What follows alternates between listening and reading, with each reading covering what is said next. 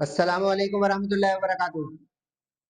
उम्मीद है आप सब खैरियत तंदुरुस्ती और आफियत के साथ होंगे। आप देख रहे हैं जेजेसी बाई सर जव्वाद। आज की लेक्चर वीडियो में सेकंड ईयर वालों के pre engineering pre medical group के स्टूडेंट के लिए लाया हूँ। शुरू करते हैं, बिस्मिल्लाहिर्रहमानिर्रहीम। आज मैं आप लोगों को करवाने जा रहा हूँ second year government Delhi college के केमिस्ट्री का prelim paper 2025 according to reduce syllabus. शुरू करते हैं, बिस्मिल्लाहिर्रहमानिर्रहीम। अपने साथ जो है हाइलाइटर और रजिस्टर पेन रख लें, बुक भी रख लें तो अच्छा हो जाएगा। अच्छा, एक चीज मैं शुरू में ही बता दूं आप लोगों को, ये वीडियो में बना चुका था लेकिन अनफॉर्चुनेटली जो है वो डिस्ट्रॉय हो गई, तो उसकी रिकवरी नहीं हो सकी है, तो इसमें पहले से मार्किंग हुई नहीं है। लेकिन मैं आपको ये समझाऊंगा अपने डियर स्टूडेंट्स के लिए, तो उसकी काइंडली सिर्फ तस्वीर नहीं खींचे, उसको सुने, पूरी वीडियो को एंड तक देखें, ताकि जो सर जवाब आपको समझाना चाह रहे हैं और मेहनत करवाना चाह रहे हैं वो आप उसका फायदा उठा सकें। तो ये मार्किंग जो है पहले से हुई है, क्योंकि ये मैं करते करते बताते बताते जो है मार्क करता हूँ, लेकिन जो मिस फॉर्च्यून हुआ उसकी वजह से ये हुआ है, तो इसलिए हुए हुए को मैं अब समझाऊंगा, जरा उस पर तवज्जो रखिएगा और मेरी आवाज भी सुनिएगा और देखिएगा भी। 17 एमसीक्यूज हैं। मैंने आपकी आसानी के लिए लेफ्ट पे चैप्टर नंबर लिख दिए हैं, किस किस चैप्टर की एमसीक्यूज उन्होंने कवर की है। जो पेंसिल से लिखा हुआ है मैं एक्सप्लेन करता जाऊंगा, उसको नोट कीजिएगा सही से। एक चीज बता दूं, ये ज्यादातर एमसीक्यूज एक्सरसाइज की नहीं है, जो बुक की हमारी एक्सरसाइज है और उसमें जो एमसीक्यूज है, तो ये समझ के कीजिएगा। और मोर लाइकली बोर्ड एग्जाम में भी ऐसा होगा कि word to word exercise book की एमसीक्यूज ना आए। तो be practical and be mature on study level in second year. पहली एमसीक्यू चैप्टर 1 की है, the most powerful oxidizing agent. ये चैप्टर नंबर 1 में हेलोजेंस के बारे में जो है एक टॉपिक था। तो इसमें जो स्मॉलर साइज का हेलोजन होगा वो सबसे पावरफुल ऑक्सीडाइजिंग एजेंट होगा, क्योंकि उसकी इलेक्ट्रॉन गेनिंग कैपेबिलिटी सबसे ज्यादा होगी। तो फ्लोरीन सबसे छोटा स्मॉलेस्ट एटम है अपने हेलोजन फैमिली का, तो ये सबसे पावरफुल हो जाएगा, उससे नेक्स्ट, उससे नेक्स्ट, उससे नेक्स्ट। अगर ये इस सवाल को रिवर्स करता है कि सबसे वीकेस्ट कौन सा है, तो वो वीकेस्ट आयोडीन हो जाएगा। तो इस सवाल के अकॉर्डिंग फ्लोरीन हो गया। लेकिन इसी के बरक्स अगर वो हेलोजन एसिड की स्ट्रेंथ पूछेगा, तो हेलोजन एसिड में रिवर्स हो जाता है, क्योंकि उसमें हाइड्रोजन भी आ जाती है, तो उसमें रिवर्स का मतलब है ऑर्डर। आयोडीन का जो एसिड होगा यानी हाइड्रोजन आयोडाइड वो स्ट्रॉन्गेस्ट होगा, एंड सो ऑन चलते जाए, तो हाइड्रोजन फ्लोराइड वीकेस्ट हो जाएगा। एमसीक्यू नंबर 2 चैप्टर 2 की है, which of the following does not belong, does not. अब अगर आपने डी ब्लॉक एलिमेंट की थोड़ी लिस्ट बनाई हुई हो, तो ए ग्रुप वाले जितने होते हैं वो सारे रिप्रेजेंटेटिव एलिमेंट्स होते हैं, उसको हम कहेंगे कि डी ब्लॉक का नहीं, क्योंकि डी ब्लॉक के जो है वो सारे सब ग्रुप बी में मौजूद होते हैं। तो अब ये गोल्ड हो गया, सिल्वर हो गया, कॉपर हो गया, ये सब ग्रुप बी में यानी डी ब्लॉक में मौजूद है। तो एल्युमिनियम ही एक हुआ जो 3A में यानी पी ब्लॉक में मौजूद है, तो ये रिप्रेजेंटेटिव हो गया यानी does not belong to D block. उसके बाद वाली एमसीक्यू फिर चैप्टर 1 की है कि which of the following alkali metal forms पर ऑक्साइड। अच्छा, पर और सुपर ऑक्साइड ये तो आप याद ही कर लें, क्योंकि ये बड़ा एवरग्रीन एमसीक्यूज का मामला है कि अक्सर टीचर दे रहे हैं, काफी सारे प्रीलियम में और कॉलेज के पेपरों में आ रहे हैं। अब जैसे पोटेशियम जो है ग्रुप 1A का, ये सुपर ऑक्साइड बनाता है, कभी अगर आपने देखा हो KO2। और जो अल्कली मेटल्स हैं, सोडियम, ये पर ऑक्साइड बनाता है, Na2O। इसके अलावा अगर आपको नजर आ रहे हो, तो लिथियम जो ग्रुप 1 का है ये नॉर्मल ऑक्साइड बनाएगा, और बेरिलियम और मैग्नीशियम जो ग्रुप 2A का यानी कि अल्कलाइन अर्थ मेटल का है, ये भी नॉर्मल ऑक्साइड बनाएगा, क्योंकि साइज और कंडीशन पर, एटॉमिक रेडियस और कंडीशन पर डिपेंड करते हैं ये ऑक्साइड और ऑक्सीजन की अवेलेबिलिटी पर। नेक्स्ट एमसीक्यू चैप्टर 2 की आ गई कि ऑरेंज कलर पोटेशियम का क्रोमेट में, यानी क्रोमेट आयन जो होता है CrO4, ये येलो हो जाता है कब?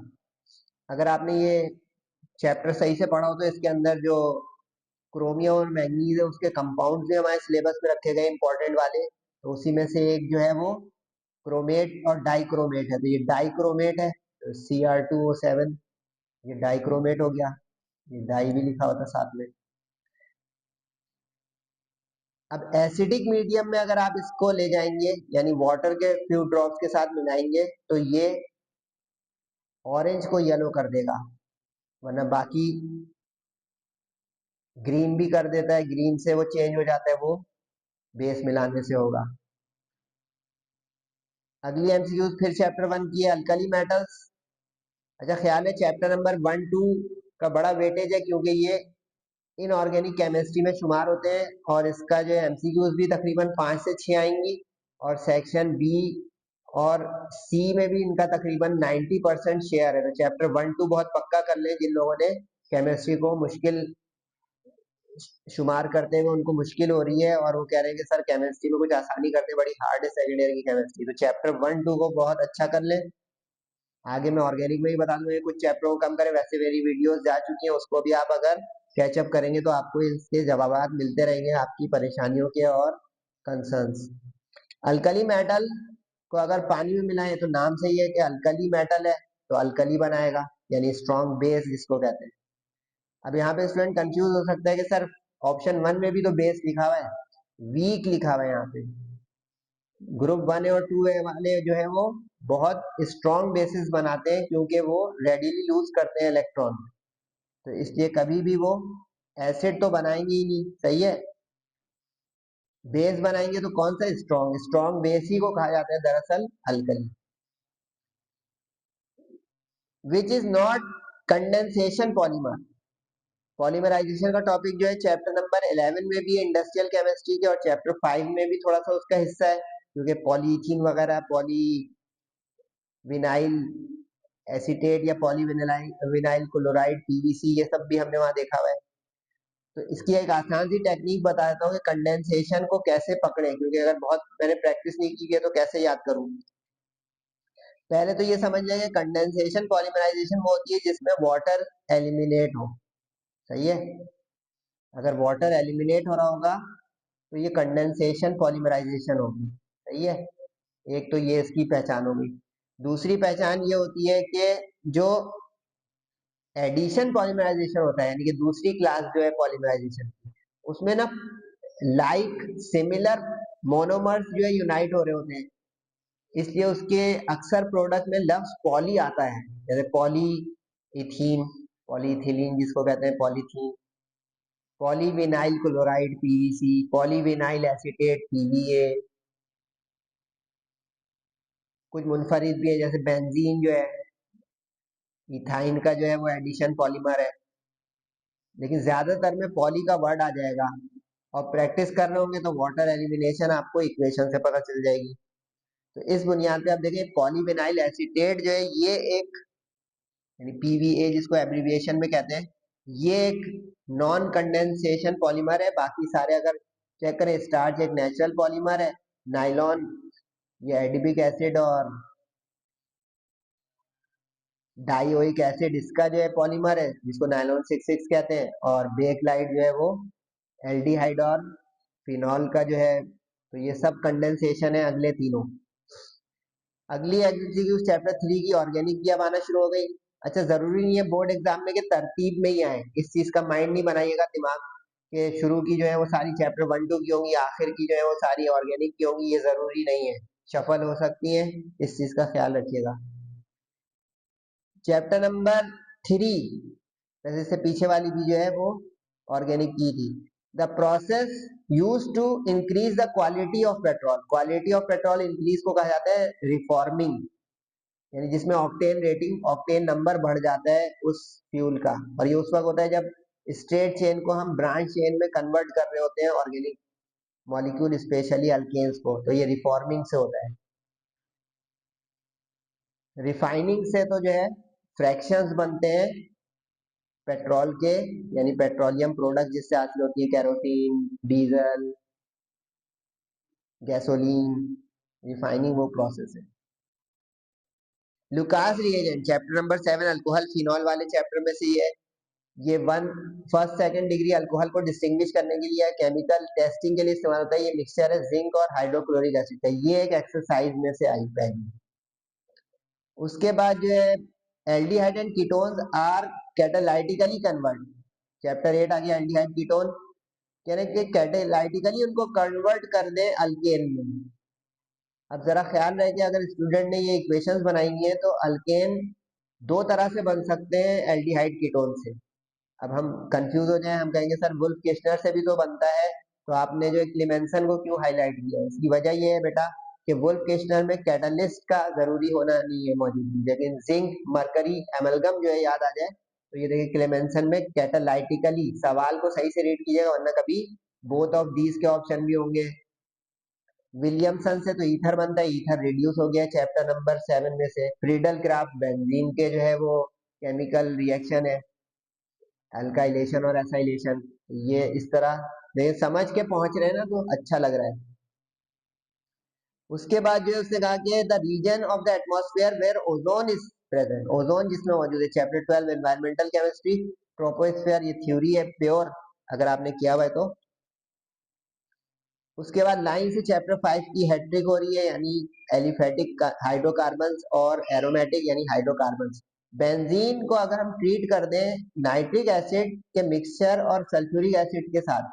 अब ख्याल है कि मिक्सचर का मतलब क्या है यहाँ पे? मिक्सचर का मतलब ये नहीं कि nitric benzene plus nitric acid plus sulphuric acid. Sulphuric acid arrow पे जाएगा, यानी कि ये एक तरह का कैटलिस्ट है जिसकी मौजूदगी में असल में नाइट्रेशन हो रही है।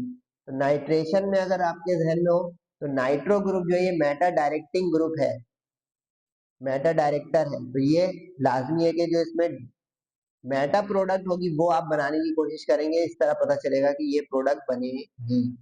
तो अब मेटा प्रोडक्ट एक ही है। और ऑर्थो जो पोजीशन पे डायरेक्ट करता है वो पैरा पे भी करता है, तो इसलिए ऑर्थो पैरा में जब तक बोथ ना लिखा हो उस पे तो आप जाइएगा ही नहीं। The main product form ozone analysis of benzene. Ozone analysis of benzene से भी ग्लाइऑक्सल बनता है और इथाइन से भी ग्लाइऑक्सल बनता है। दोनों के ओजोन एनालिसिस से बनता है, कंडीशन बस बदलती है। तो जरा इसको ध्यान रखिएगा, यहाँ पे जिंक डस्ट बेंजीन से होते हुए ग्लाइऑक्सल, और अगर इथाइन बोले तो उसमें जिंक और वाटर के जरिए हम पहुंचेंगे इंटरमीडिएट से होते हुए ग्लाइऑक्सल तक।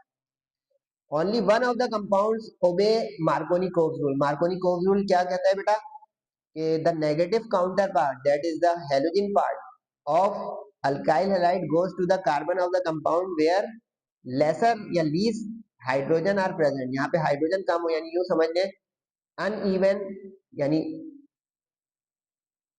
अनइक्वल नंबर ऑफ हाइड्रोजन की अटैचमेंट हो।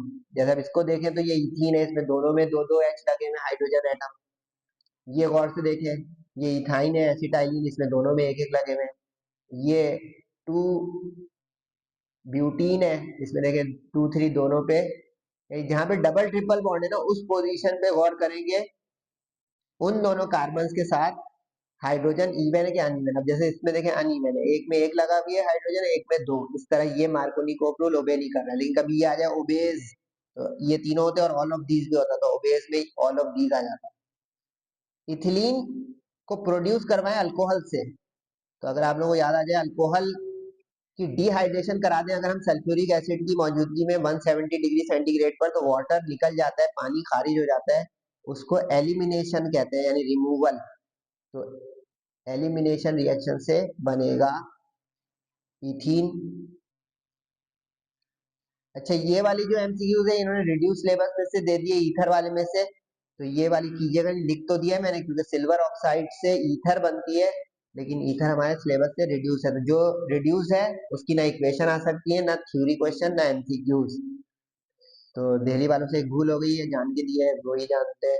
अगले पे आ जाए भाई, compound x is treated with soda lime. Soda lime जो है वो मिक्सचर है NaOH और CaO का, और इसका एक्टिव इंग्रेडिएंट या पार्ट जो है वो NaOH है। तो इसकी टेक्निक बता दूं कि किस तरह सर ये तय हम करेंगे कि जब इथेन बनानी हो हमें सोडा लाइम से तो क्या बनाए, कैसे बनाए। इसकी टेक्निक है बड़ी आसान। जब सोडा लाइम से रिएक्शन होता है ना, तो उसमें कार्बन पार्ट जो है ना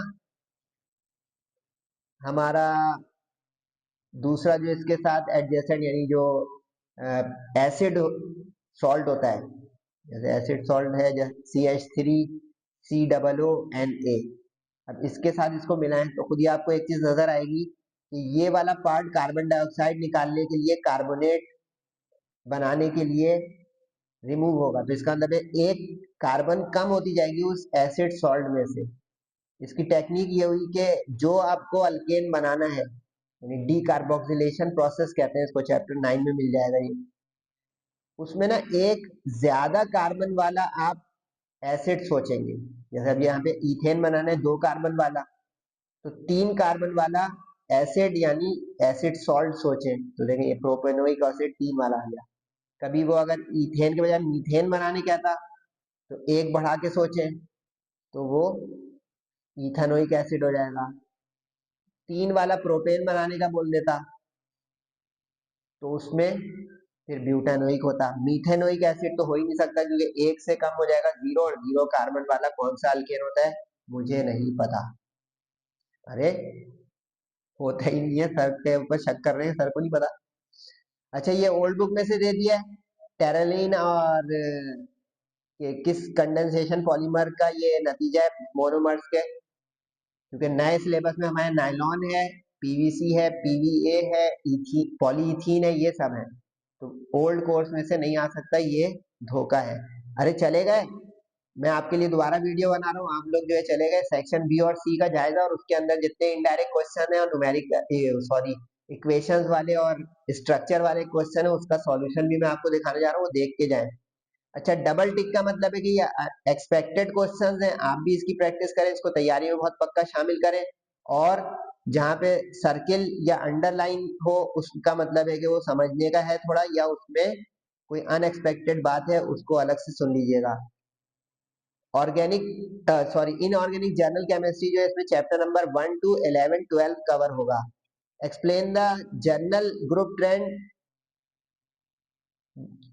ऑफ इरेगुलर ग्रुप ट्रेंड्स, ये बिल्कुल इंपॉर्टेंट सवाल है, इसकी प्रैक्टिस करें। Melting boiling point, ionization energy और एटॉमिक रेडियस उन्होंने दिया है दिल्ली वालों ने।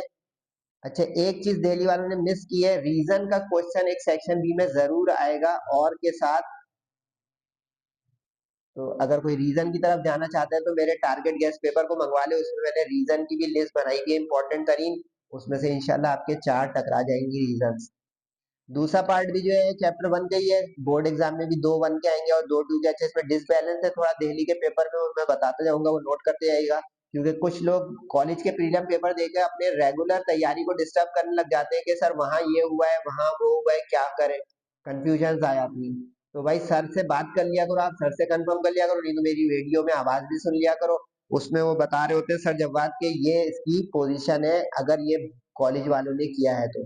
इसका जो है फेक न्यूज है या डॉजिंग है या भूल से हो गया है टीचर से जो पेपर सेटर था। Explain the unique behaviour of beryllium, बिल्कुल ये इंपॉर्टेंट सवाल है, प्रैक्टिस करें।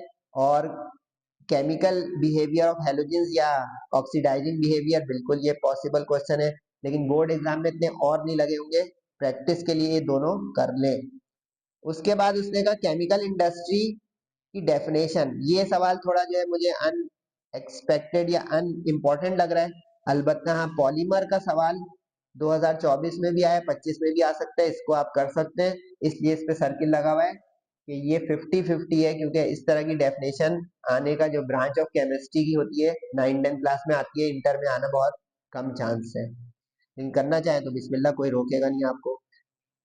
चैप्टर नंबर 12 के 2 पार्ट जो है भाई सेक्शन बी में नहीं आ सकते, ये पहले ही नोट कर लें। चैप्टर नंबर 1 के 2 आएंगे, 2 के 2 आएंगे, इन्होंने 2 का एक पार्ट कम कर दिया, ऐसा नहीं होगा। 12 का एक पार्ट लॉन्ग में जाएगा, एक शॉर्ट में जाएगा, यहाँ पे दोनों उन्होंने लॉन्ग में दे दिए हैं।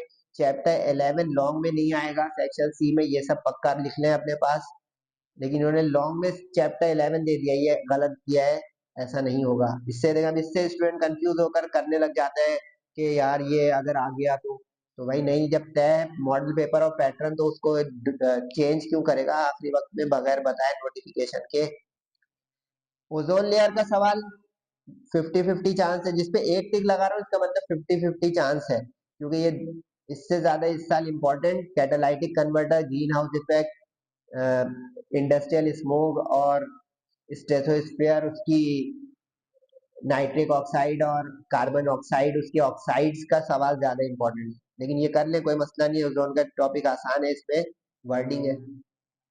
उसके बाद जो है ग्रीन हाउस गैसेस, ये बिल्कुल मोस्ट इंपॉर्टेंट है, तैयारी करें, आईयूपीएसी ने भी इसका सॉल्यूशन मैं दिखाने जा रहा हूँ इंशाल्लाह भी आपको। उसके बाद क्लोरीनेशन ऑफ मीथेन, ये अच्छा ऑर्गेनिक शुरू हो गया यहाँ से। ऑर्गेनिक चैप्टर नंबर 3 से आगे के चैप्टर इसमें शामिल होंगे, और इस वाले में चैप्टर 1-2 और 11-12 चार चैप्टर इसमें होंगे, 1-2 11-12।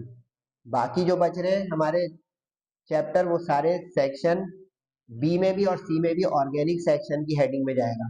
13 रिड्यूस हो गया चैप्टर, उसको मत कर लीजिएगा भूल से। अल्काइल हैलाइड की क्लासिफिकेशन, ये बच्चों वाला सवाल शायद ही है, लेकिन कर रहे हैं तो कर ले।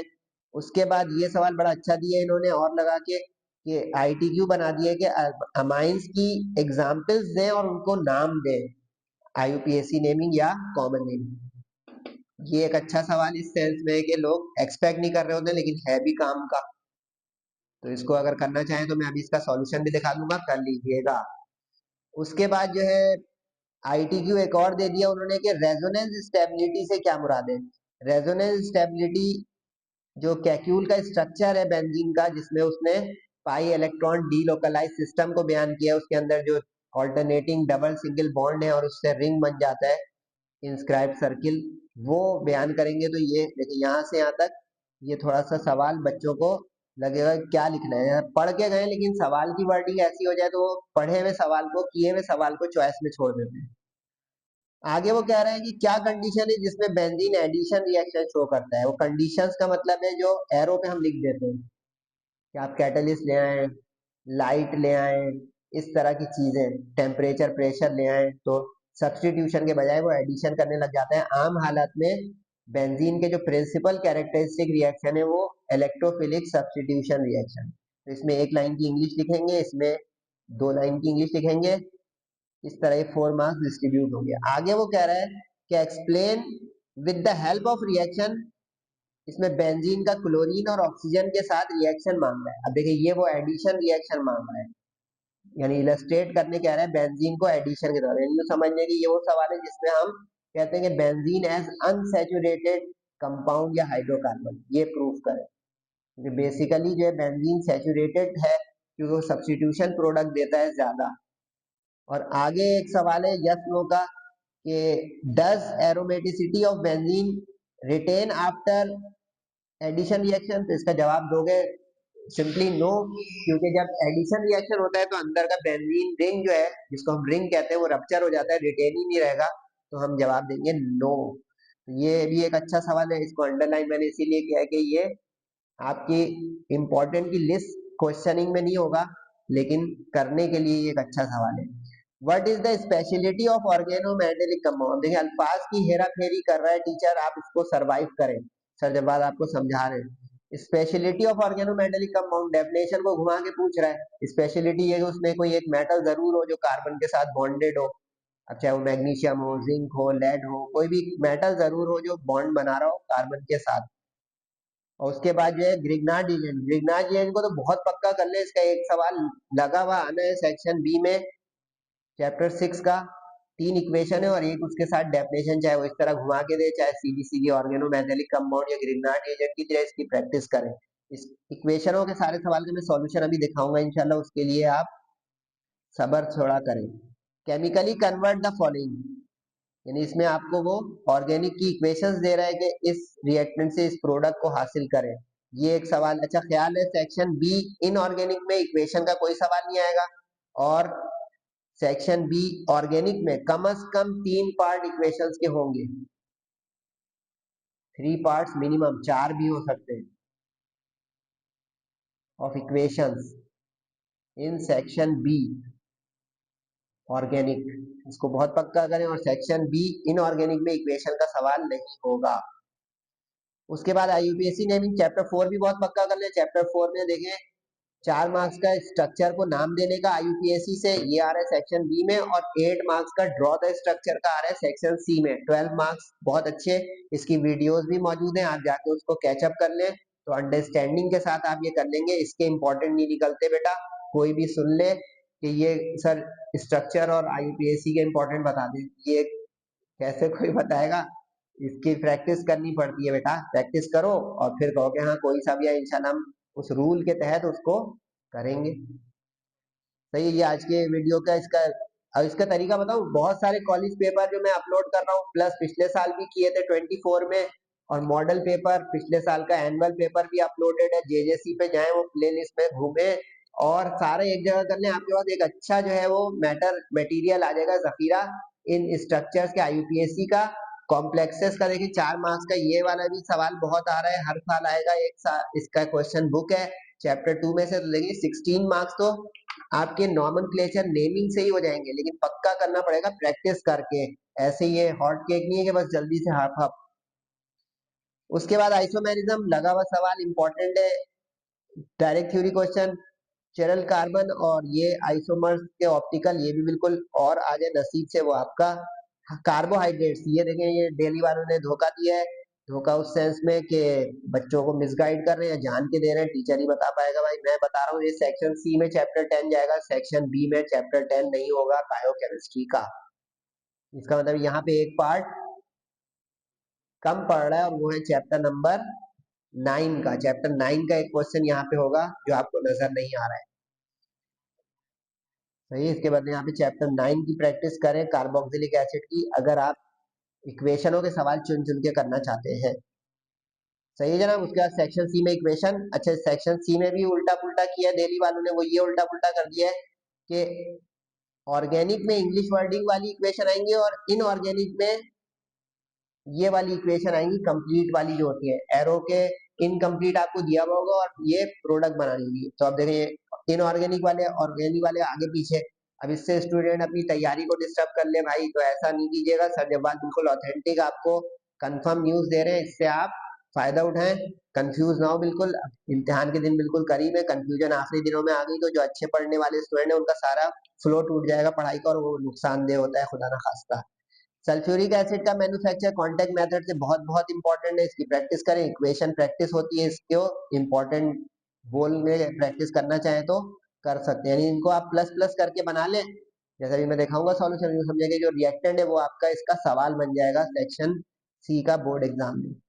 उसके बाद जो है वो कास्टिक सोडा, इसको 50-50 मैंने डाला है, सर्किल लगा हुआ है, इसलिए कि ये 2024-2023 में आ चुका है। हैट्रिक होने का चांस मेरे हिसाब से तो नहीं है, लेकिन अगर आपका दिल ठुक रहा है तो आप इसकी प्रैक्टिस करना चाहें, कैसनर कैलनर कास्टिक सोडा की। इक्वेशन अलबत्ता हर वक्त इंपॉर्टेंट है, इक्वेशन को यहाँ वाली जगह पे डाल दे तो पॉसिबल है। General characteristic properties of transition metal बिल्कुल इंपॉर्टेंट है, प्रैक्टिस करें खूब इसकी। ड्रग्स, ये देखिए ये वो जवाब है, 11 उधर होगा 12 इधर होगा, यहाँ पे चैप्टर 12 आएगा, ये इन्होंने इधर उधर कर दिया है, थोड़ा कंफ्यूजन। इलेक्ट्रोफिलिक सब्स्टिट्यूशन रिएक्शन, ये सेक्शन बी में आमतौर पे जाता है इस साल, इसमें मॉलिक्यूलर ऑर्बिटल ट्रीटमेंट का चांस ज्यादा है यहाँ पे, लेकिन फिर भी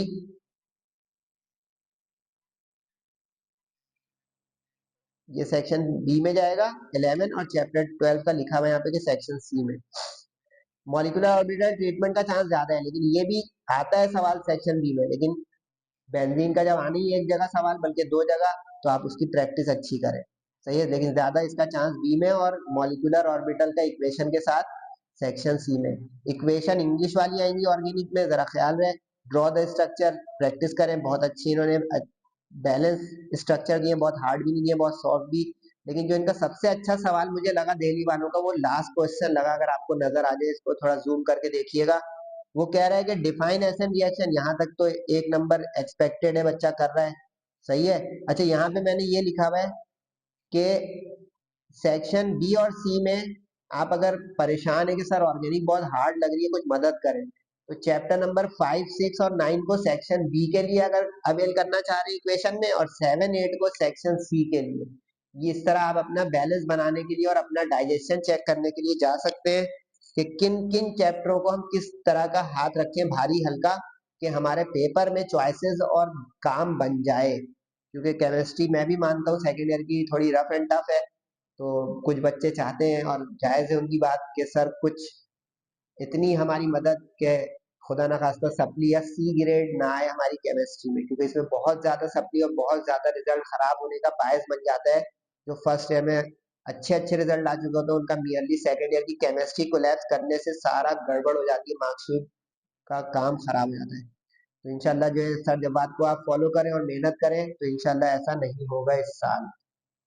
एसएन रिएक्शन की डेफिनेशन ये मैंने मास डिस्ट्रीब्यूशन भी बच्चों को बता दी है। कभी कभार होता है कि हमें सवाल की मास डिस्ट्रीब्यूशन समझ नहीं आती है तो हम चॉइस में छोड़ देते हैं, हम यूं बस कहते हैं हमें नहीं आ रहा। ये देख लिया करेंगे ये 2 सवाल ऐसे अगर आपको नहीं आ रहे पूरे पूरे, जिसके कुछ हिस्सा नहीं आ रहा है, तो आप देखें कितना हिस्सा नहीं आ रहा है, 1 नंबर का, 2 नंबर का, आधा नहीं देखे, मास डिस्ट्रीब्यूशन देखें। जैसा ये डिफाइन 1 नंबर का है, आगे बढ़े 8 नंबर का है ना एक लॉन्ग, जरा देखिएगा मास डिस्ट्रीब्यूशन सर जवाब कैसे बता रहे हैं। अब आगे कह रहे हैं स्टेप वाइज मैकेनिज्म बताएं और ये भी बताएं कि ये SN1 करेगा या SN2। अब देखिए ये सवाल एक्सपेक्ट कर रहा है स्टूडेंट कि बना बनाया आ जाएगा कि explain mechanism of SN1 SN2 reaction. लेकिन देखिए दिल्ली वाले ने कहा है, आपकी पल्स पे हाथ रखते हैं कि आप बताओ कि हम नीचे एक रिएक्टेंट दे रहे हैं 2 ब्रोमो 2 मिथाइल प्रोपेन। अब इस पे गौर करें पहले, तो 2 ब्रांचेस बन जाएंगी, तो ये 3rd डिग्री अल्काइल हैलाइड है। और आगे वो कह रहा है इथाइल आयोडाइड यानी अनब्रांच्ड है, तो ये हो गया 1st डिग्री अल्काइल हैलाइड। अब अकल लगाएं या थ्योरी याद करें, जो 1st डिग्री अल्काइल हैलाइड होता है वो आयोनाइजेशन से नहीं गुजर रहा होता है, यानी वो बाइमोलिकुलर रिएक्शन कर रहा होता है, सब्स्टिट्यूशन यानी थ्रू ट्रांजिशन स्टेट। तो ये आप खुद पहचान के करेंगे इस वाले को SN2 मैकेनिज्म से। और इसमें ये NaCN है, जरा ध्यान से, तो इसमें से न्यूक्लियोफिलिक पार्ट निकालेंगे CN का, उसके साथ रिएक्शन करवाएंगे। पूरा पूरा कंपाउंड से रिएक्शन नहीं करा दीजिएगा, मैकेनिज्म मांग रहे हैं तो इसमें आपको आयन के साथ दिखाना पड़ेगा। इसी तरह जो दूसरा है ये SN1 मैकेनिज्म क्यों करेगा, क्योंकि 3rd डिग्री जो होगा वो स्टेरिक इफेक्ट की वजह से आयोनाइज पहले होगा, आयोनाइज अगर हुआ तो 2 स्टेप में जाएगा थ्रू आयोनाइजेशन। तो ये 3 3 नंबर के हो गए 6 और ये हो गया 7, 1 नंबर बच रहा है, वो आगे बढ़े। What mechanism does 2-iodo-propane follow when it undergoes E reaction? अब इसने खिचड़ी पका दी है, E और N यानी एलिमिनेशन रिएक्शन भी बोल दिया उसने, सब्स्टिट्यूशन भी। एलिमिनेशन का इस साल चांस कम है, लेकिन एलिमिनेशन रिएक्शन के बजाय इलेक्ट्रोफिलिक सब्स्टिट्यूशन बेंजीन की कर लीजिएगा जरूर। न्यूक्लियोफिलिक सब्स्टिट्यूशन अल्काइल हैलाइड की और इलेक्ट्रोफिलिक बेंजीन की। एलिमिनेशन रिएक्शन अल्काइल हैलाइड का होता है, वो थोड़ा हल्का हाथ रख सकते हैं। अब इसमें मियरली आपको सिर्फ व्हाट मैकेनिज्म, सिर्फ नाम बता देंगे, क्योंकि आपकी 2nd डिग्री है तो इट आइदर अंडरगोज E1 और E2। तो अब आप इसमें ये लिखेंगे बोथ,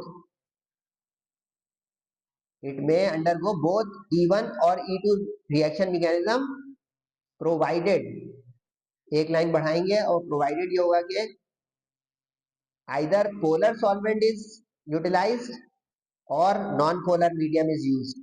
क्योंकि अगर पोलर मीडियम की तरफ गए तो आयनाइजेशन से होते हुए वो E1 रिएक्शन की तरफ चला जाएगा, यानी 2 स्टेप रिएक्शन में। और अगर नॉन पोलर मीडियम यूज किया तो ट्रांजिशन स्टेप से होते हुए फाइनल प्रोडक्ट दे देगा, यानी अल्कीन। लेकिन साथ में आयनाइजेशन नहीं होगी। लेकिन ये तफसील में आपको समझाने के लिए बता रहा हूँ, आप सिर्फ एक लिखेंगे जो 3 लाइन की इंग्लिश है वो। अरे चले गए, ये व्हाट्सएप नंबर नोट करें, अभी भी चले गए कि सर ये मैं भाई सॉल्यूशन दिखाऊंगा इक्वेशंस की और नोमेनक्लेचर की, उसके बाद जाइएगा। तो ये जो व्हाट्सएप नंबर पे आप पेमेंट करके PDF भी तमाम उनके important guest paper, target paper मंगा सकते हैं, नोट्स क्वालिटी मंगा सकते हैं, ईच एंड एवरीथिंग। कुछ नहीं तो क्वेरी कर ले, कुछ अपने प्रॉब्लम्स रिगार्डिंग स्टडीज जो है डिस्कस कर ले सर जवाब से। अच्छा, इस पे भी काफी कुछ पहले से लिखा हुआ है, वजह मैं बता चुका हूँ शुरू में। अगर आप शुरू से मुझे सुन रहे हैं कि ये वीडियो मेरी जाया हो गई और उसका मुझे अफसोस भी है, लेकिन कोशिश फिर कर रहा हूँ मैं हिम्मत करके। IUPAC name of complexes chapter number 2 में से ये जरूर 4 मार्क्स का आएगा। इसमें अल्फाबेटिकल ऑर्डर एक, तो इसकी वीडियो भी वैसे है पूरी, उसकी अलग से आप कैचअप करेंगे तो आपको rule by rule, step by step पूरी अंडरस्टैंडिंग के साथ कॉम्प्रिहेंसिव मिल जाएगा। सोडियम, अच्छा पहला लेटर कैपिटल लिखेंगे, बाकी लाइन से सारे स्मॉल और अल्फाबेटिकल ऑर्डर फॉलो होगा लीजेंड्स में। देखिए पहला लेटर कैपिटल आ रहा है एस, सोडियम का, डाई एक्वो का डाई, डाईअमाइन का डाई का डी, और ट्रेस का टी। बाकी सारे मिलाकर लिखेंगे ज्वाइन करके, और स्मॉल लेटर से लिखेंगे, कैपिटल दरमियान में नहीं करेंगे। इसको बहुत सही से नोट करें, इसमें भी बच्चे कंफ्यूज है कि सर कुछ टीचर कह रहे हैं यूं कर लो, कुछ टीचर कह रहे हैं वो कर लो। तो सर जब बात आपको बिल्कुल ऑथेंटिक फाइनल गाइडेंस दे रहे हैं, इस पे अमल कर ले, मान ले सर जब बात की बात। इसमें दो तरह के नाम होते हैं, एक एड करके आता है लैटिन नेम में, और एक इंग्लिश नेम आता है पूरा। सर ये हमें कैसे पता चलता है? तफसील तो वीडियो से पता चलती है जो अभी भी है, लेकिन ये मुख्तसर वीडियो है, पूरा पेपर सॉल्व कराने। इसका तरीका ये होता है कि आपको देखना होता है कि ये जो कॉम्प्लेक्स है स्क्वायर ब्रैकेट जिसको हम कहते हैं, देख ये किस पोजीशन पर है, एन आयन पोजीशन पर है या cation? Anion right पर होता है, जैसे बचपन में आपने पढ़ा होगा NaCl। ये प्लस कैट आयन है, माइनस एन आयन जो राइट पे है, ये एन आयनिक अगर पार्ट है तब ये 8 आएगा। जैसे कि यहाँ पे राइट पर है, राइट पर इसकी एक और ट्रिक भी होती है कि माइनस आ गया राइट पे, आयन यानी आयन फॉर्म दी हुई है या कंपाउंड फॉर्म दी हुई है। आयन फॉर्म दी होगी तो आयन का वर्ड लिखेंगे, कंपाउंड फॉर्म होगी तो कंपाउंड नेम हो जाएगा, पूरा कंप्लीट आयन का वर्ड नहीं आएगा। सही है। ये डाई ट्राई टेट्रा आएगा इनऑर्गेनिक लीजेंड्स में, और डिस ट्रिस टेट्रा किस आएगा अगर ऑर्गेनिक लीजेंड हो। अब जल्दी से देख लेते हैं, सोडियम क्लोरो सी से आएगा, और ऑक्जेलेटो ओ से आएगा, तो डाई क्लोरो, डाई ऑक्जेलेटो और क्यूपरेट। देखा कॉपर नहीं लिखा, क्यूपरेट, क्योंकि ये एन आयनिक कॉम्प्लेक्स है। और ये 1 2 3 इसमें टाइम लगेगा बताऊंगा, तो ये अलग से देख लीजिएगा इसके, वरना मैंने मॉडल पेपर भी अपलोड किया है उसमें थोड़ा समझाया हुआ है उससे पीछे, और जो कॉलेज प्रीलियम है उसमें भी, लेकिन हर में समझाऊंगा तो ये फिर आप लोग फिर क्या करेंगे भाई, आप स्टूडेंट, आपका इम्तिहान। इसमें ये मजेदार, अच्छा ये बताऊं, ये दिल्ली वालों ने बड़ा बेहतरीन क्वेश्चन बनाया है, किस बुनियाद पे? इसलिए कि उन्होंने ऐसे लीजेंड्स दिए जो आमतौर पे स्टूडेंट यूज नहीं करता है, जो आउट ऑफ ट्रेंड है, तो प्रैक्टिस में ले आए तो वो फायदे में हो जाएगा कि अरे हमने तो ये प्रैक्टिस करी हुई थी फला कॉलेज के प्रीलियम की, सर जवाब ने कराया था, उसका फायदा हो गया। अब देखिए इसमें क्लोरो है, ऑक्जेलेटो है, तो क्लोरो और ऑक्जेलेटो सी और ओ से आगे, लेकिन अब इसमें देखिए 3 है। एक्वो ए से आएगा, डाई 2 वाला, क्लोरो सी से आएगा, डाई 2 वाला, सल्फेटो एस से आएगा, एक ही SO4 है पूरा यहाँ से आता है, सही है। तो ये सल्फेटो आया, और प्लेटिनम आ गया। अच्छा इसके चार्ज निकालने का तरीका, यानी ऑक्सीडेशन नंबर निकालने का तरीका मुख्तसर बता दूं, 0 इसका हमें चाहिए, ये है न्यूट्रल। सही है, न्यूट्रल कैसे बनेगा अब ये बस देख लें आप, -1 -2 कितना होता है, -3, तो -3 + 3 0 हो जाएगा, तो इस +3 जो इस पे आएगा ना ट्रांजिशन मेटल सेंट्रल आयन पर, वो यहाँ पर आपका ऑक्सीडेशन नंबर आ जाएगा। ये हमेशा उस ब्रैकेट के अंदर लिखेंगे जो उस मेटल के आगे हो, ना इसको क्लोरो के पीछे लिखेंगे ना एक्वो के, ये मेटल का ऑक्सीडेशन नंबर होता है जो ट्रांजिशन मेटल डी ब्लॉक है। इसमें अमाइन भी है, कार्बोनेटो भी है, तो अमाइन ए से आया तो डाई वाला, और ये भी डाई। अच्छा डाई डाई के प्रैक्टिस कर लिया आपने सारी, di di di, tri tetra की भी करें तो उसमें 3 4 आ जाएगा, तो अचानक से आप ये नहीं कहेंगे हमें पता नहीं है। तो ये डाईअमाइन, डाई कार्बोनेटो, इसमें अब ये चार्ज बना बनाया उसने -2 दिया हुआ है, तो ऐसे में आयन हम खुद लिखेंगे।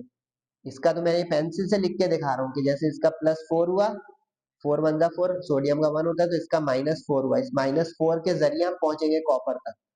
सही है, जिसमें लिखा लिखा होगा वो आसान होता है। जैसे इसमें -2 है, कार्बोनेटो का -2 होता है, तो -2 - 2 2 जा कितना हो जाएगा बेटा, माइनस का 4। अब -4 और कितना इसका है हमें चाहिए, तो -4 + 2 इज -2। तो इस तरह हम पहुंच गए कि कोबाल्ट का 2 है, समझे। अच्छा, इथिलीन डायमाइन को यू खोल के भी लिख सकते हो और ईएन लिखा हो तो भी इसका यही मतलब होगा। लिखने के दो तरीके, ज्यादातर ईएन लिखा जाता है, लेकिन खोल के लिखते तो पहचान लीजिएगा कि ये इथिलीन डायमाइन यानी ऑर्गेनिक लीजेंड है। ऑर्गेनिक लीजेंड में बेस ट्रेस टेट्रा के साथ है, डाई ट्राई टेट्रा नहीं आता है। नोट डाउन करें, बहुत अच्छा। अब ये कैटायन बना बनाया, ये देखिए मैंने मार्कर से जो लिखा है ना, ये क्वेश्चन में प्रिंटेड है। क्वेश्चन पेपर भी तो आप लोग देख चुके हैं ना भाई, ये देख लें, इसमें ये प्रिंटेड है, प्लस का माइनस का चार्ज। दो ऐसे हैं जिसमें नहीं है, दो ऐसे हैं जिसमें है, तो इसका बड़ा ख्याल रखिएगा। अटेम्प्ट करने के दौरान खुशी में आयन लिखना भूल गए तो 1 नंबर गया फालतू, 1 नंबर का 1। अल्काइल अमाइन वाला जो सवाल था याद हो, उसका जवाब आ रहा है ये अमाइन जो होते हैं इसके क्लास बताएं और उसके नेम बताएं। तो इसको आप कॉमन नेम से भी बता सकते हैं, आईयूपीएसी नेम से भी, चॉइस इज योर्स। मैंने दोनों से दे दिया है नाम। प्राइमरी सेकेंडरी टर्शरी, यानी अगर एक नाइट्रोजन एक कार्बन से जुड़ी है, फिर दो कार्बन से जुड़ी है 3 से, तो ये प्राइमरी सेकेंडरी टर्शरी अटैचमेंट। जैसे कार्बन में होता है प्राइमरी कार्बन, उसी तरह होता है primary nitrogen, depending on bondings 1 2 3। तब एक वाला है मीथेनामाइन हो गया, दो वाला है, तो अब एक साथ नहीं है, दो डायमाए हैं, राइट लेफ्ट है अटैचमेंट्स, तो ये डाई मिथाइल हो जाएगा। एक ही के साथ 3 अटैचमेंट्स है तो ट्राई मिथाइल हो जाएगा, यानी कि इथेनामाइन लिख दिया। इथेनामाइन का स्ट्रक्चर तो ऐसा होगा बेटा, लेकिन समझ के पढ़ने तो फायदा हुआ ना। अब ये इथेनामाइन है और ये इसका आईयूपीएसी नेम है, इसमें अल्केन अमाइन का लफ्ज आएगा, ये आईयूपीएसी नेम कहलाएगा। और अल्काइल अमाइन लिख देंगे तो वो इसका कॉमन नेम कहलाएगा। ये जो लिख रहा हूँ ना डाई मिथाइल, ये कॉमन नेम है, ट्राई मिथाइल ये कॉमन है। और अगर आईयूपीएसी देना चाहेंगे ऐसे को जिसमें नाइट्रोजन सराउंड हो रही होगी बॉन्डिंग में, तो उसमें एन लिखा जाता है कैपिटल। बुक में इसकी एग्जाम्पल ये बहुत अच्छे से नोट करें, ये बिल्कुल जायज दिया है दिल्ली वालों ने, इसका उसूलन बुक में होनी चाहिए एग्जाम्पल्स आईयूपीएसी की, जिसमें ब्रांच अमाइंस हो। ब्रांच अमाइंस कहलाते हैं ये, समझ गए भाई। जिसमें 2 दफा आ जाएगा और डाई मिथाइल हो जाएगा एन के साथ। ऑर्गेनोमेटेलिक कंपाउंड की, यानी कि ऐसे कंपाउंड जिनमें मेटल आ जाए ऑर्गेनिक में, उसकी क्या स्पेशलिटी होती है, कोई स्पेशलिटी नहीं होती, डेफिनेशन ही मांग रहा है कि इसकी स्पेशलिटी ये होती है कि एक मेटल जरूर आ जाए कार्बन के साथ। इसके बाद उसने 3 इक्वेशन जोड़ी हुई थी, अगर आपको दिमाग में क्वेश्चन पेपर है ये कि ग्रिग्नार्ड एजेंट से ये बनाया, लेकिन ग्रिग्नार्ड एजेंट का सवाल जरा सही से पढ़ लीजिएगा भाई, कि वो आयोडाइड वाला दे रहा है, ब्रोमाइड वाला दे रहा है, क्लोराइड वाला दे रहा है। जो कुछ बच्चे इसको याद करके जाते हैं कि अरे ग्रिग्नार्ड एजेंट का सवाल जरूर आएगा, बिल्कुल आएगा भाई, इंशाल्लाह जरूर आएगा। लेकिन देखा ही नहीं सवाल, अपना ब्रोमीन से करके गए थे, ब्रोमीन से छाप दिया, क्लोरीन से करके गए, उसने आयोडीन लिखा हुआ है, आयोडीन लेना होगा भाई यहाँ पे ध्यान से, सही है। अब टर्शरी अल्कोहल एसीटोन से बनता है, सेकेंडरी अल्कोहल बोले वो एसिडल्डिहाइड से यानी इथेनॉल से बनता है। प्राइमरी अल्कोहल यानी फर्स्ट डिग्री अल्कोहल मीथेनॉल यानी फॉर्मेल्डिहाइड से बनता है। और इथेनोइक एसिड या कार्बोक्सिलिक एसिड कार्बन डाइऑक्साइड से बनता है। और सबका ट्रेंड यही होता है कि पहले वो एडिशन प्रोडक्ट इंटरमीडिएट कॉम्प्लेक्स देता है, उसके बाद एसिडिक मीडियम में हाइड्रोलाइसिस में सब्सटीट्यूशन करते हुए फाइनल प्रोडक्ट देता है।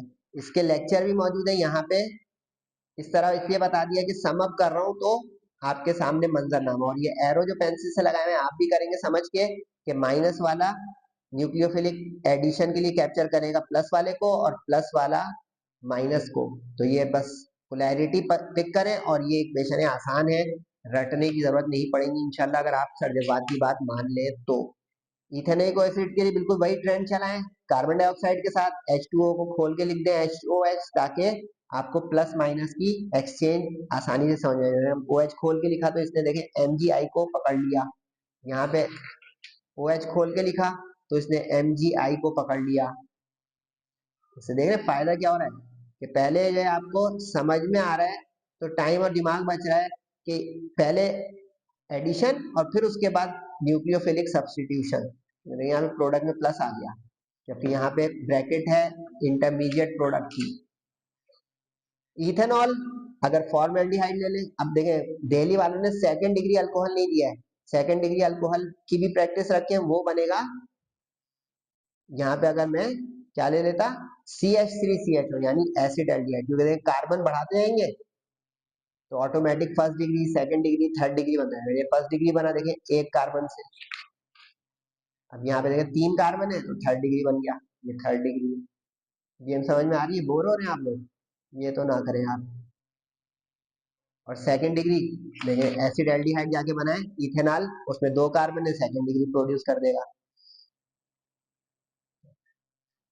सेक्शन बी का इक्वेशन वाला सवाल जो ऑर्गेनिक में आता है, प्रोपेनॉल से एसीटोन बनाए, तो प्रोपेनॉल से एसीटोन बनता है ऑक्सीडेशन से इन the presence of PCC catalyst.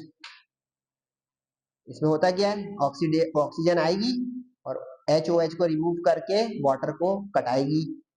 Formaldehyde to acetal, ये ख्याल है ये जो है ये सेल्फ असेसमेंट में से दिया है उसने, और ये बड़ी इंपॉर्टेंट इक्वेशन है क्योंकि ये मैंने 2 जगह और भी देखी हुई है, तो इसकी प्रैक्टिस करें। इसमें होता ये है कि एक एल्डिहाइड यानी फॉर्मल्डिहाइड पहले अल्कोहल से एक्सेस में रिएक्ट करता है, तो इसलिए 2 स्टेप में ये रिएक्शन होगा। पहले फर्स्ट स्टेप में ये एडिशन प्रोडक्ट देगा जिसको हेमी एसिटल कहेंगे, और फिर उसके बाद वो एक्सेस का जो अल्कोहल है वो दोबारा मिलकर इसमें से वाटर को एलिमिनेट कर देगा HOH, और डिहाइड्रेशन के साथ ये एसिटल यानी कि 2 अल्कोक्सी ग्रुप वाली प्रोडक्ट बन जाएगी। जो लोग ऑर्गेनिक इक्वेशंस में परेशान है उनको मैं एक बता दूं बात, आप मेरी वीडियोस को जरा सुकून से देखें और सुने, तो ये जो एरोस बना रहा हूं मैं, ये एरोस जो है ना, ये आपकी इक्वेशंस और इसकी अंडरस्टैंडिंग को काफी हद तक आसान कर देंगे इंशाल्लाह। आप इस पर गौर तो करें, मेरी बात को माने तो अमल तो करें कि ये प्लस माइनस बनाए एहतियात से, और ये कोई इतना रॉकेट साइंस नहीं है। बचपन से पढ़ रहे हैं भाई कि ऑक्सीजन इलेक्ट्रोनेगेटिव है उस पर माइनस लगा दे, बचपन से पढ़ रहे हैं कि हाइड्रोजन इलेक्ट्रोपॉजिटिव है उस पर प्लस लगा दे, बचपन से पढ़ रहे हैं कि भाई कार्बन इलेक्ट्रोपॉजिटिव है प्लस लगा दे, मैग्नीशियम इलेक्ट्रोपॉजिटिव है प्लस लगा दे। अब मैग्नीशियम जो है वो कार्बन से जुड़ गया, इसलिए यहाँ पे इसकी पोलैरिटी इन्वर्ट हो गई, इस पे माइनस लगा दे। कितनी मेहनत लगी, थोड़ा सा कंसंट्रेशन, थोड़ा सा टाइम लगाना पढ़ाई को, और एवरीथिंग इज पॉसिबल। लेकिन हम स्टूडेंट विद ड्यू रिस्पेक्ट पढ़ाई से भागते हैं, बोरिंग है, अजीब सी है, समझ नहीं आ रही, बहुत हार्ड है। दुनिया के हम इतने हार्ड हार्ड काम इतना टाइम लगा के रात रात भर जाग के कर लेते हैं, गेम खेल रहे हैं, गॉसिप्स कर रहे हैं, सर्फिंग कर रहे हैं, लेकिन पढ़ाई नहीं हमसे हो रही है, ये अच्छी बात नहीं है ना बेटा। ग्लायोक्सल, एसिटाइलिन से ग्लायोक्सल भी बनती है और बेंजीन से भी अभी बताया था। ग्लायोक्सल जो इसमें ओजोन से बना दिया, पहले इंटरमीडिएट कॉम्प्लेक्स प्रोडक्ट बन गई, उसके बाद जिंक वाटर के साथ, असल में ये 2 मरतबा एल्डिहाइडिक ग्रुप है, इसी को कहते हैं इथेन डायाल, इसी को कहते हैं ग्लायोक्सल, और Zn और O रिमूव हो गए, इसलिए हो गया ये oxidation in the presence of ozone. ये इक्वेशन तो जो है टीचर को इससे इश्क है, अगर आपने बोर्ड के पेपर देखे हो, प्रीलियम देखे हो, मॉडल पेपर, अक्सर जगह आ जाता है हाइड्रेशन वाला सवाल, कि पहले हाइड्रेशन करवाएं, सल्फ्यूरिक एसिड और मर्क्यूरिक सल्फेट हीटेड के साथ विनाइल अल्कोहल इंटरमीडिएट बनाएं। विनाइल इसको कहते हैं भाई, ख्याल रखिएगा, विनाइल और फिनाइल को मिला मत दीजिएगा। विनाइल जिसमें डबल बॉन्डेड कार्बन हो, फिनाइल तो जो है बेंजीन रिंग के अंदर की शक्ल है, इसी के अंदर जो ये मॉलिक्यूलर अरेंजमेंट होती है, यानी ये डबल बॉन्ड जो है वो स्विच करता है अपनी पोजीशन, H और O अपने बॉन्ड्स शफल करते हैं, तो ये देखिए कार्बन हाइड्रोजन के बॉन्ड के साथ आ जाता है और ऑक्सीजन के बॉन्ड डबल बॉन्ड हो जाते हैं, यानी एल्डिहाइड बन जाता है। इसको कहते हैं हाइड्रेशन ऑफ इथाइन यानी एसिटाइलिन। इसके बाद है जनाब IUPAC नेमिंग का सवाल, काफी स्टूडेंट इसकी प्रैक्टिस करके पसंदीदा सवाल करार दे चुके हैं इसको, आप लोग भी इसको पसंदीदा अपना फेवरेट क्वेश्चन करार दे दें। किनारे पे अगर कभी C2H5 आ जाए तो इसको इथाइल मत बोलिएगा, इसको यूं समझिए कि one ethyl one methyl does not exist in the universe. अगर ये किनारे पे C2H5 आएगा, इसको खोलेंगे जैसे यहाँ पे मैंने खोला है, पहले तो ये देखें कि अगर ब्रैकेट स्ट्रक्चर होंगे तो इसको कॉम्पैक्ट स्ट्रक्चर कहते हैं, क्लोज, इसको ओपन अप करेंगे उसके बाद नेमिंग की तरफ जाएंगे। जैसे अभी C2H5 की 2 अटैचमेंट आई इस कार्बन के साथ, C2H5 की 2 अटैचमेंट आई इसके साथ बॉन्डिंग हो गई। अब इसके बाद देखेंगे, अब ये C2H5 को मैंने इथाइल नहीं लिखा किनारे वाले को, इसको चेन का हिस्सा बनाया, पार्ट ऑफ चेन यानी टर्मिनल है ये चेन का। अब यहाँ पे लाए 1 2, ये 2 कार्बन भी शुमार होंगे, 1 2 3 4 5 ये 2 शुमार होंगे, 6 7, तो 7 वाला हेप्ट हो गया। अब 3 पोजीशन पर और 5 पोजीशन पर 2 इथाइल आ रहे हैं, अब ये यहाँ इथाइल हुए क्योंकि चेन स्ट्रेट लॉन्गेस्ट हो गई कंटिन्यूअस। तो ये जो बाकी बचा वो साइड चेन यानी ब्रांचेस है अल्काइल रेडिकल्स ग्रुप्स। अब 3 5 डाई लगाना मत भूलिएगा। देखिए first letter capital universal truth हो गया, वहां पे भी बताया था अभी कॉम्प्लेक्सेस में, और फिर सारे स्मॉल और सब जोड़कर, और CO हो गया हमारा कीटोनिक ग्रुप, तो हेप्टानॉन 4th पोजीशन पर। सही है भाई। C2H5 3 मरतबा लगाएं खोलकर इसके साथ, 1 2 3 ये आ गया। COO यानी ईस्टर ग्रुप जो है सिंपल मॉलिक्यूल्स होते हैं, इनके नाम भी सिंपल होते हैं, तो इसके अलावा जो बच रहा है क्या है भाई, 1 2 3 4, ये 4 जो होता है टी स्ट्रक्चर ये होता है टर, टर हेप्टाइल। 1 2 3 4 5 6 7 टोटल काउंट करेंगे भाई, 2 2 4 2 6 और 1 7, 7 कार्बन है, तो हेप्ट आ गया 7 वाला। सही है। टर्प एंड हेप्टाइल हो गया, और ये कितना है 1 2 3, 3 वाला क्या होता है प्रोप, O8 आ जाता है इसके नाम में, इसको कहते हैं IUPAC नेमिंग। सही है जनाब। वो जो आता है ना वेलेरेट ब्यूटाइरेट वो कॉमन नेमिंग है। नियो का स्ट्रक्चर मैंने दिखा दिया था साइड में, ये कि अगर सराउंडेड होगा हर तरफ से तब ये नियो होगा, लेकिन अगर एक साइड से नहीं सराउंड होगा तो ये टर होगा, एक तरफ से और कम हो जाए तो वो आइसो होगा या सेक होगा। सारा कुछ एक जगह लिख लें, फायदा ही फायदा। CH3 को C के साथ अटैच कर दे, Cl को C के साथ कर दे, बॉन्ड बन गया लॉन्गेस्ट स्ट्रेट चेन कंटीन्यूअस है।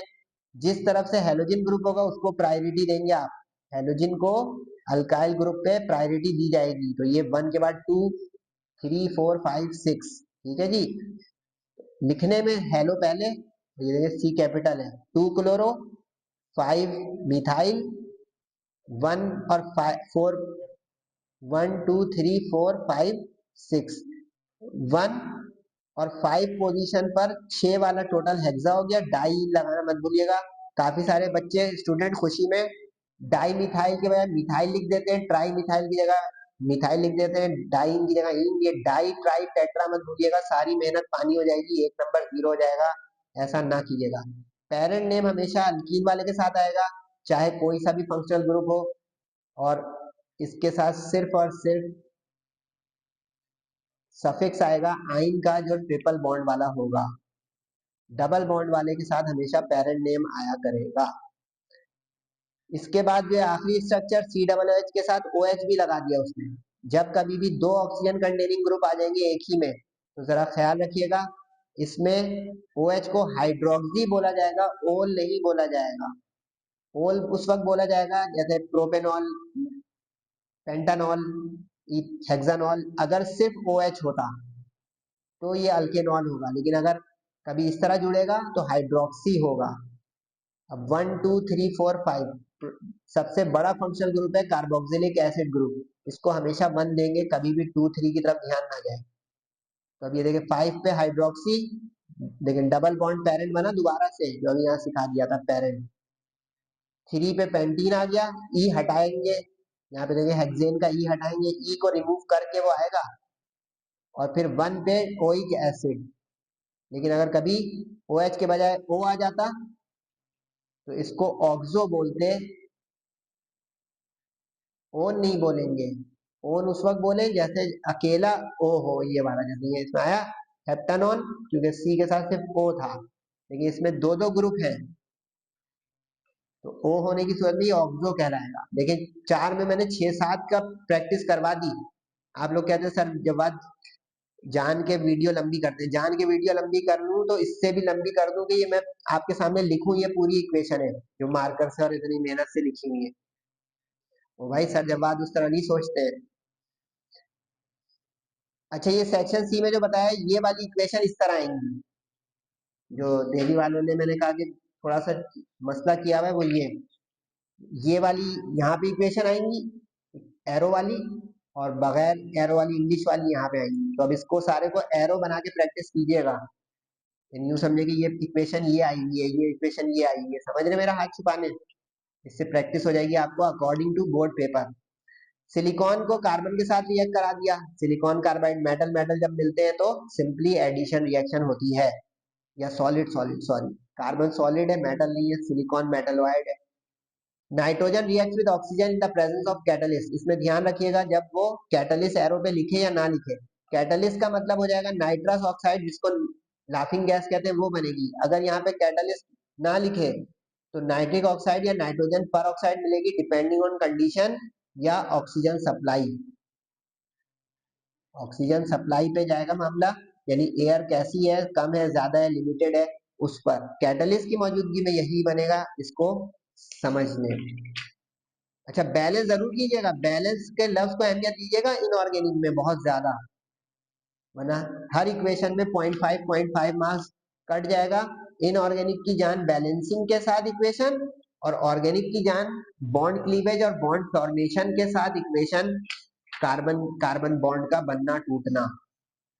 Chlorine is pass through hot aqueous, hot aqueous, hot aqueous में क्लोरेट बनता है, और अगर वो कंसंट्रेटेड बोलते बुक में है तो नहीं, लेकिन आना चाहिए आपको, तो हाइपोक्लोराइड या हाइपोक्लोरस बनेगा। इसको याद रखिएगा, ये मेन सॉल्ट बदल जाता है।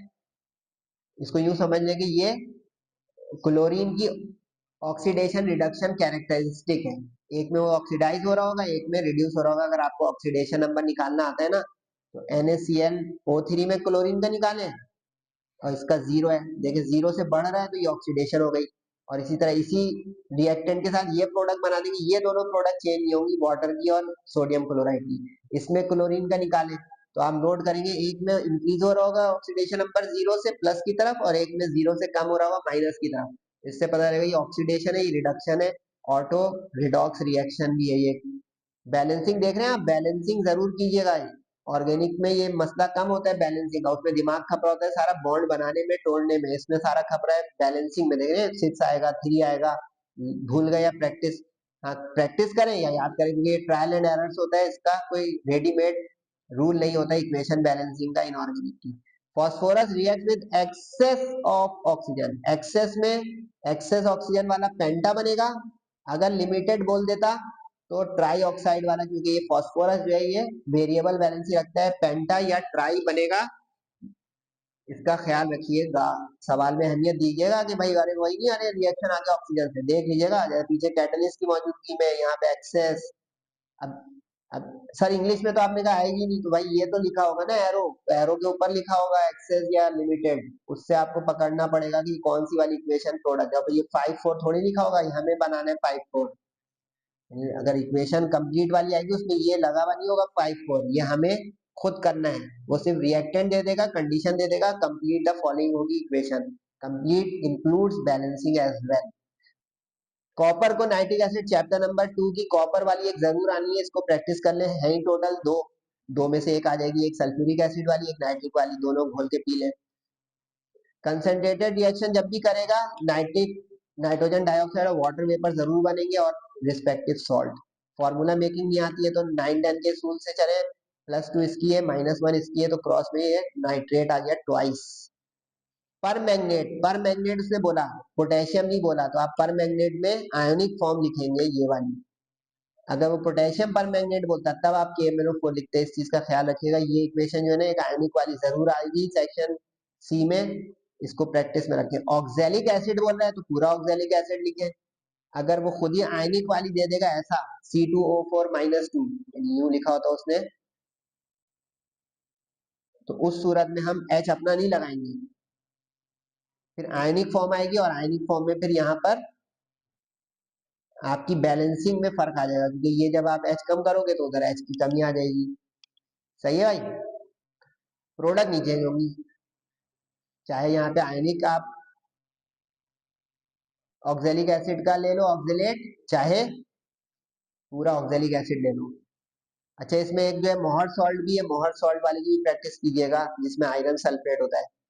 क्रोमियम को डाइल्यूट हाइड्रोक्लोरिक एसिड में डाल दीजिए, तो सिंपली सब्स्टिट्यूशन रिएक्शन है, बस वैलेंसी याद होगी क्रोमियम की, अपने ज्यादातर कंपाउंड में ट्राई वैलेंट +3 होती है। ये मैंने साइड पे ये लिखा था कि वर्डिंग्स नहीं लिखनी होंगी इक्वेशन वाले सवाल में, ये एक एडवांटेज है सेकंड ईयर में, लेकिन सारा उसके बदले दिमाग खप गया इक्वेशन की प्रैक्टिस करने में और इक्वेशंस की कंडीशन वगैरह याद करने में। तो वर्डिंग कभी नहीं लिखिएगा जो काफी सारे स्टूडेंट, लेकिन इसकी प्रेजेंटेशन देख रहे हैं लक्ष्य पर ऐसी कीजिएगा, मेन प्रोडक्ट का मेन रिएक्टेंट का नाम और मेन प्रोडक्ट का नाम जरूर लिखिएगा, और बैलेंसिंग को भी किसी कंट्रास्ट पेन से लिख दें तो बहुत ही अच्छा हो जाएगा कि टीचर के मुंह पे जाए कि बैलेंसिंग मैंने यहाँ पे 2 से की हुई है, 4 से की हुई है, 12 से की हुई है। अच्छा, दिल्ली वालों ने एक ही क्वेश्चन दो जगह प्रिंट कर दिया है भूल से, बोर्ड एग्जाम में लॉटरी लग गया तो आप कॉपी कर लीजिएगा, यहाँ से लिखिएगा नहीं सेम है, कॉपी कर दीजिएगा एक ही सवाल को। वैसे आमतौर पर बोर्ड में ये होता नहीं, तो उसकी प्रूफ रीडिंग बहुत होती है और क्रॉस चेकिंग बहुत होती है before publishing and distribution among the students appearing in the board exams. Phosphorus reacts with water, ये बड़ी मशहूर इक्वेशन है, क्योंकि इसमें अक्सर फास्फोरस को लोग पी लिख देंगे, ये व्हाइट फास्फोरस जो होता है P4 लिखा जाता है, इसको सिर्फ पी लिख देंगे तो गलत कर देगा। इसमें बेहतरीन दोनों प्रोडक्ट बनती है, एक फॉस्फोरिक एसिड बनता है, एक फॉस्फीन गैस बनती है, दोनों बनाएंगे और फिर बैलेंस करेंगे। बैलेंसिंग भी देख रहे हैं, बड़ी लंबी लंबी गिनतियों से इनऑर्गेनिक में होती है, 12 से हो रही है, 6 से हो रही है, 4 से हो रही है, 5 से, 6 से। ऑर्गेनिक इनऑर्गेनिक में इक्वेशन बैलेंसिंग को भी टाइम लगा है, सिर्फ इक्वेशन की प्रैक्टिस कर रहे हैं तो बैलेंसिंग ऑन द स्पॉट उसी वक्त बहुत टाइम ले लेगी। ये भी सर ने टिप दी, इक्वेशन बैलेंसिंग को घर से थोड़ा लेके चलें, इम्तिहानी कमरे में पहुंच के करेंगे फैसला तो देर भी हो सकती है, क्योंकि वहां पे फिर टाइम लग जाएगा, 12 कितनी देर में पहुंचेंगे अगर वहीं पे बैठ के करेंगे, कुछ इक्वेशनों की याद कर लेंगे, इसमें तो 12 से ही था, इसमें 6 से ही था, उसमें टाइम बच जाता है। हाँ, छोटी गिनती है 2 3 4 वो उसी वक्त भी कर लेंगे आप। मैंगनीज को ऑक्सीजन से करें, अच्छा मैंगनीज भी जरा मुनफरिद एलिमेंट है, ये भी वेरिएबल ऑक्सीडेशन स्टेट रखता है, क्योंकि ये ट्रांजिशन है, मैंगनीज के ये वाले ऑक्साइड नहीं बनेंगे, जब उसको बर्न इन एयर करेंगे तो हमेशा वो Mn3O4 बनाएगा। समझ गया, नोट किए सब। कास्टिक सोडा की ये 3 इक्वेशन, अच्छा ये 2 इक्वेशन नई बुक में नहीं है लेकिन प्रैक्टिस के लिए करें। NaOH with ammonium chloride, ammonium chloride से पहले ये डिस्प्लेसमेंट डबल डिकम्पोजिशन ये बनाएगा, लेकिन तहकीक ये कहती है कि ये अमोनियम हाइड्रोक्साइड एक वीक बेस है, तो ये डिकम्पोज हो जाता है, पैदा होते ही मर जाता है, तो ये फॉरन डिकम्पोज होकर अमोनिया और वाटर बनाता है, इसलिए इसकी प्रोडक्ट हमेशा आप ये वाली बनाएंगे, ये वाली नहीं बनाएंगे, यानी आप डायरेक्ट इसमें से NH4OH का ये टूटा हुआ हिस्सा दिखाएंगे अमोनिया प्लस वाटर, समझे। जिंक हाइड्रोक्साइड का जब एक्सेस में, एक्सेस देखिए ये जो आता है ना टू, जैसे अभी हमें एसिटल और हेमी एसिटल, उसमें भी देखें अल्कोहल एक्सेस में था, एक्सेस वाली जो चीजें होंगी उसमें प्रोडक्ट भी जरा मुनफरिद बनती है, जैसे यहाँ पे सोडियम हाइड्रोक्साइड यानी कास्टिक सोडा एक्सेस में लेंगे तो यहाँ पे प्रोडक्ट भी कॉम्प्लेक्स बनेगी। कॉम्प्लेक्स की एक और एग्जाम्पल भी आ गई, 4 उधर थी क्वेश्चन नंबर 2 में आज ही के पेपर में, और ये एक और भी आ गई 5वीं, इसमें भी प्रैक्टिस कर ले। देखें ये माइनस पोजीशन पर आ रहा है, ये +2 है तो ये -2 आ गया, तो देखिए जिंकेट आ गया 8।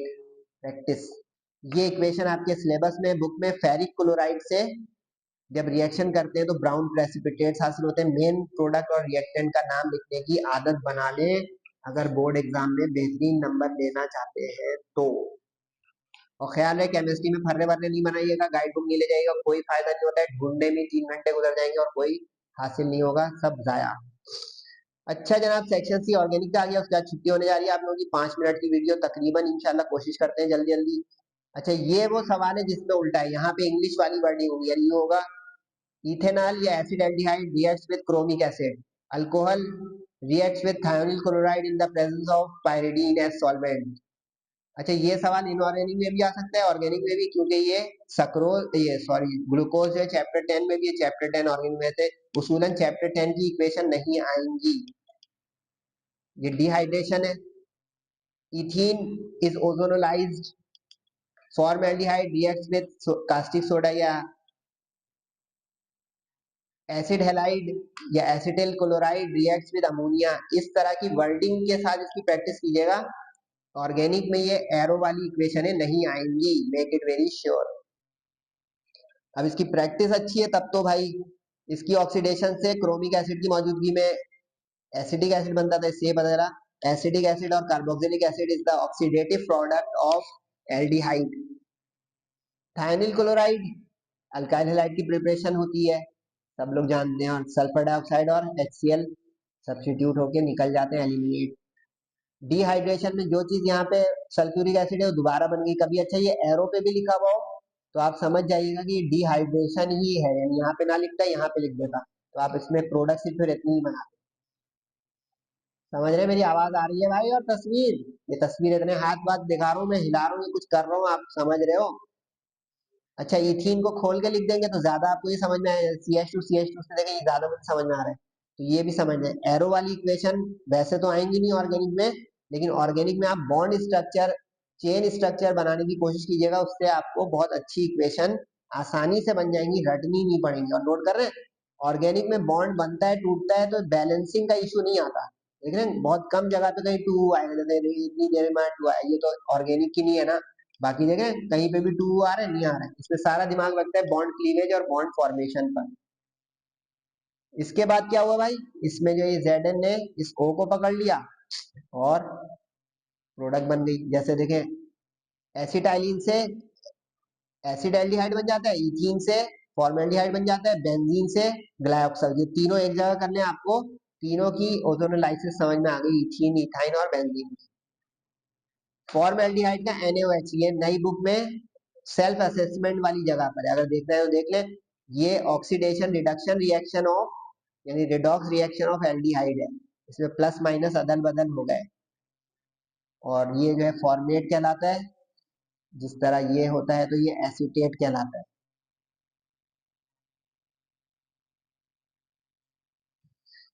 अमोनिया से रिएक्शन, ये भी ये देखिए सारे डिस्प्लेसमेंट रिएक्शन, ये दोनों प्लस माइनस को अदल बदल करें, प्लस माइनस को इसमें इस तरह अदल बदल हुआ कि NH2 को H के साथ अलग कर दे तो ये प्लस पार्ट माइनस पार्ट को ले लेगा, तो ले लिया, ये इसमें प्लस पार्ट है और ये माइनस पार्ट है हेलोजन वाला, H के साथ माइनस चला गया, ये Cl, ठीक है, कोशिश करें तो पॉसिबल है बेटा।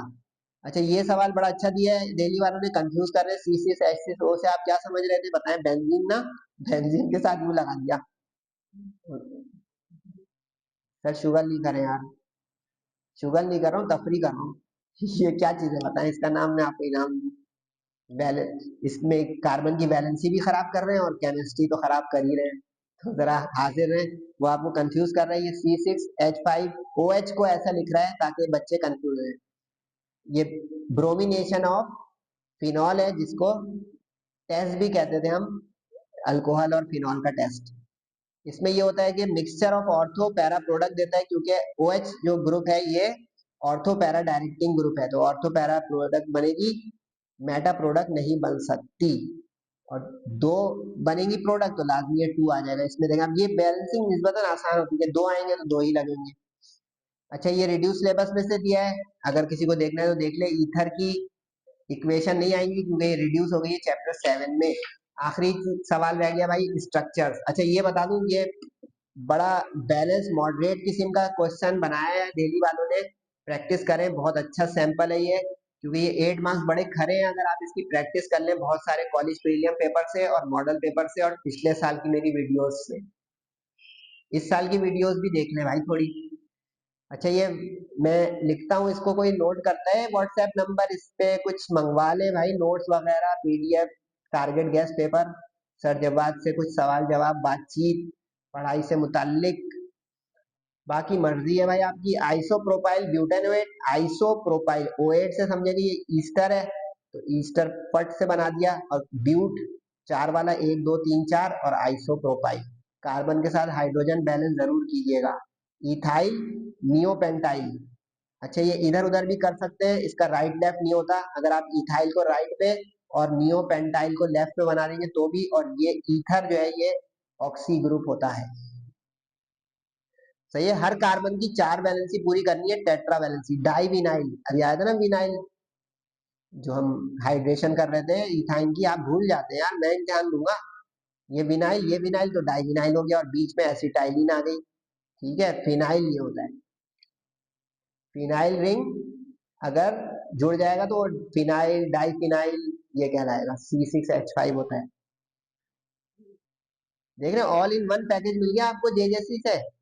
बीटा मिथाइल ब्यूटायरिक एसिड, ब्यूटाइर, अच्छा इसमें भी ब्यूटाइरेट लिख देता वो, तो आप लोग सरवाइव करते हैं बेटा? ये 8 जो आएगा ना, ये ईस्टर का कॉमन नेमिंग है। आप नोट कर रहे थे कि वीडियो खराब हो गई मेरी, क्रश हो गई, लेकिन मैं उसके बाद भी कुछ और चीजें मेरे दिमाग में आ रही, तो वो मैं देखा आपको मुस्तफीद कर रहा हूँ, वरना लिखा हुआ जो था उसमें मजीद इजाफा ही हो रहा है, कुछ मिटाया नहीं मैंने। फायदा इससे उठाया आपने कि सर जब बात मेहनती है, हम भी मेहनत कर ले यार, टीचर एक ऐसा मिल रहा है नसीब से, अल्लाह ताला जो है कुछ दुआएं भी दे दिया करे कभी, अगर आपका दिल रुके तो सर जवाद और उनकी मेहनत को अल्लाह ताला आप लोगों को भी बड़ा कामयाब करे इंशाल्लाह जिंदगी में।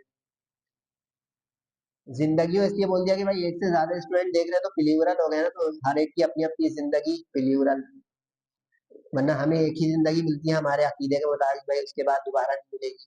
नेकियां भी इसीलिए करा करें, और नमाजें और इबादतें और अल्लाह की याद।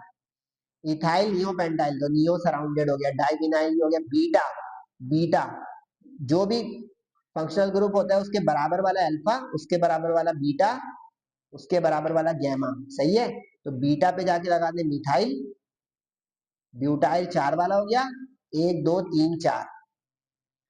एक एसिड का मतलब है COOH लगा दें, हाइड्रोजन बैलेंस करने के लिए लगा दें। अब देखिए यहाँ पे 3 अटैचमेंट है तो हाइड्रोजन 1 हो गई, 2 अटैचमेंट है तो हाइड्रोजन 2 हो गई, 1 अटैचमेंट है बॉन्डिंग है तो 3 हो गई।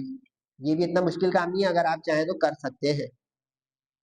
Benzene 1,4 dioic acid, ring structure में साइक्लिक ऑर्डर में 1 2 3 नंबरिंग होती है, तो ये 1 और ये 4 दोनों पे जाके लगा दे ओइक एसिड यानी COOH। रिसोर्साइनॉल, कैटेचॉल, हाइड्रोक्विनोन, पायरोकेरॉल, पीक्रेसॉल, इसकी प्रैक्टिस कर ले, बहुत ही उम्मीद है कि इसमें से एक स्ट्रक्चर जरूर आना है, सब एक जगह ही कर ले, बुक में भी एक जगह। रेसोर्साइनॉल वो होता है जिसमें 1 और 3 पोजीशन पर हाइड्रोक्सी हो, सही है। कैटेचॉल जो है उसमें 1 और 2 पोजीशन पर होगा। पायरोगैनोल में 3 लगे होंगे, ये ट्राई हाइड्रोक्सी है।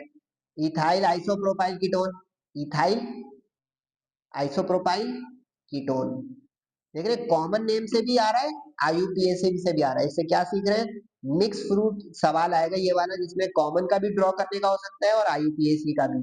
ब्यूटेनॉइल, ये एसिड हैलाइड्स होते थे, लेकिन ये बुक में नहीं है, बाकी तो शायद बुक में मिल जाए। अब देखें ब्यूटेन ऑयल 4 वाला, 1 2 3 4, अगर वो बोलता प्रोपन ऑयल 3 वाला, इथन ऑयल 2 वाला, ये देखें 1 2 3 4, 4 को लेके CO लगा दे, ये होता है एसिड हैलाइड, और अल्काइल हैलाइड में बीच में CO नहीं होता है, इसीलिए इसको एसिड हैलाइड और उसको अल्काइल हैलाइड कहते हैं, क्योंकि ये एसिड से बनते हैं। अगर चैप्टर 9 पढ़ा हो आपने, ये उसके डेरिवेटिव्स हो सकते हैं। Hope you understand my lecture. Feedback जरूर दिया करें, नमाजों की पाबंदी करें, वालिदैन का बहुत ख्याल रखें, दुआओं की दरखास्त है। अस्सलाम वालेकुम वरहमतुल्लाहि वबरकातुहू।